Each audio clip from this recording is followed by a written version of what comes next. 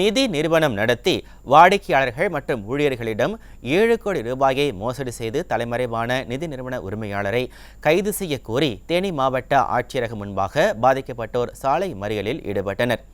SP கூட்டுறவு சங்கம் எனும் பெயரில் கடந்த 2021 தேனி, பழனி மற்றும் மதுரை பகுதிகளில் நிதி நிறுவனம் தொடங்கிய கோவை ஆர்எஸ்புரத்தைச் சேர்ந்த அப்பாஸ் கான் நிதி நிறுவனத்தில் வேலையில் சேர்வதற்காக ஊழியர்கள் செலுத்திய டெபாசிட் தொகை மற்றும் வாடிக்கையாளரிடமிருந்து வசூலித்த தொகை என 7 கோடி ரூபாய் ஏமாற்றியதாக கூறப்படுகிறது.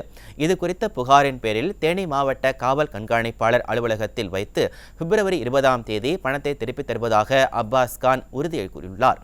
இதன்படி பாதிக்கப்பட்டவர்கள் பணம் பெறுவதற்காக வந்த நிலையில் அப்பாஸ் கான் வராத நிலையில் அவரையும் மேலாளர் ஐயம்பாளையம் கைது செய்ய கோரி நிதி நிறுவன ஊழியர்களும் வாடிக்கையாளர்களும் ஆட்சியரகம் முன்பாக சாலை மறியலில் ஈடுபட்டனர்.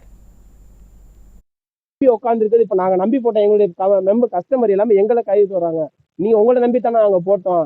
நான் என் குடும்பத்துக்காண்டி நான் ஒரு வேலைக்கு போறேன். இன்னைக்கு அவங்க கேட்கறது உன்னை நம்பித்தானே நான் போட்டேன். எனக்கு அந்த கஸ்டமர்ட்ட நீ பணத்தை நீ கொடுத்து நீ அவங்கள்ட்ட வாங்கிக்க. நாங்க இன்னைக்கு இப்ப எம்டி நாங்க எங்க இருக்காருன்னு தெரியல. எங்களுக்கு 20ஆம் தேதி கொடுக்குறேன்னு சொன்னது எல்லாரும் நம்பி போறேன். ஒண்ணுமே எங்களுக்கு ஒரு ஏற்பாடுமே பண்ணல. 10 ரூபா வரைக்கும் சேர்த்து வச்சு கஷ்டப்பட்டு கட்டினேன். ஆனால் எவ்வளோ தூரம் கட்டியும் எங்களை ரொம்ப இப்போ உடம்புல நாங்கள் இப்போ கட்ட முடியாத சூழ்நிலையில் எங்கள் பணத்தை வாங்கி தர மாட்டேங்கிறாங்க. ரொம்ப கஷ்டத்தில் நாங்கள் இது பண்ணோம் சார். 20ஆம் தேதி நாங்கள் இப்போ இங்கே நிற்கிறோம். இப்போ இங்கேயும் காலையிலேருந்து நின்று கிடக்கிற எந்த பதிலும் இல்லைங்க சார்.